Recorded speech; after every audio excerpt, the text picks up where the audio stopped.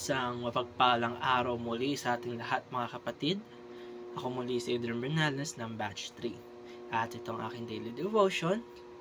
At para naman sa ngayong araw ay pag-uusapan natin ay sino ang sentro ng Bible o Biblical Theology. At ang Bible verse natin ay Luke chapter 24 verse 27.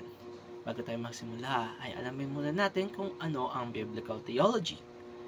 It is a discipline of theological study that seeks to understand and interpret the Bible as a unified, coherent story of God's redemptive plan throughout history. It emphasizes the progressive revelation of God's truth, focusing on how different parts of the Bible contribute to this overarching narrative.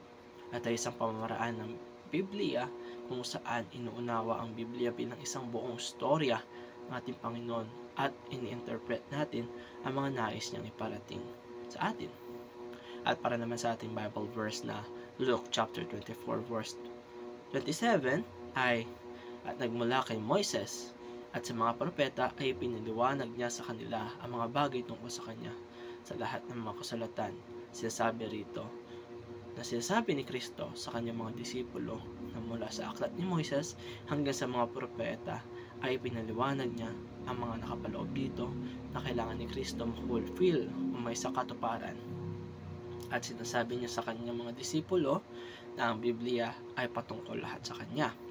Mula kay Moises, mula sa Genesis hanggang sa katapusan ng Old Testament. At para naman sa ating teachings ay unang-una, the Bible is one unified story.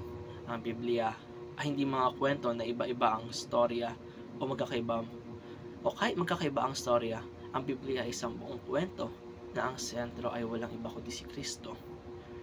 Ang Biblia ay isang buong kwento na pinagsama-sama ng iba't ibang kasulatan o kwento. At ang ikalawa naman ay sinasabi ang mga Biblia ay patungkol lahat kay Kristo. Mula pa naman sa aklat ni Moises hanggang sa katapusan ng Old Testament ay lahat ito ay nakatungo o sentro si Kristo.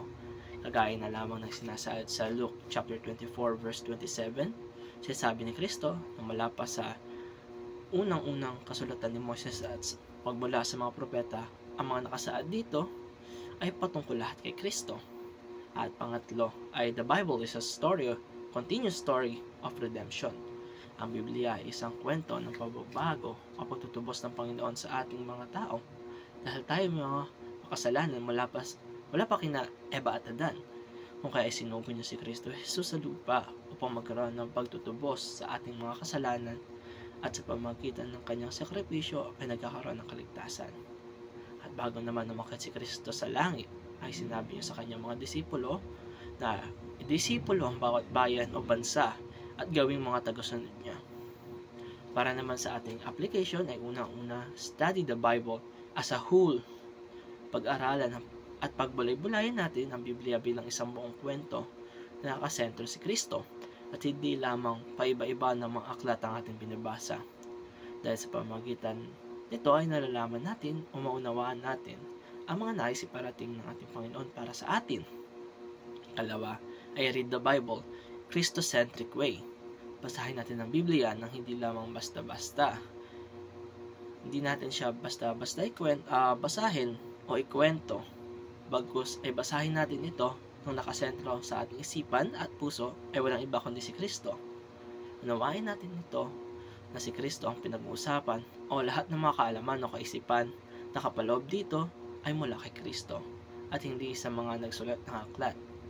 Sinasabi sa John chapter 5 verse 39, "You search the scriptures because you think that in them you have eternal life, and it is they that bear witness about me."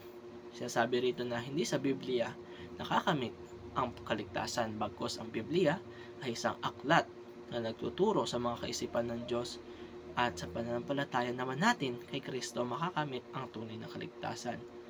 Ang Biblia ay isa lamang instrumento ng Diyos upang mapalaganap niya ang kanyang kagandahang nais at kanyang mga salita. Hindi rito nakabase ang kaligtasan natin. Panghuli ay study the Bible as a continuation of redemption.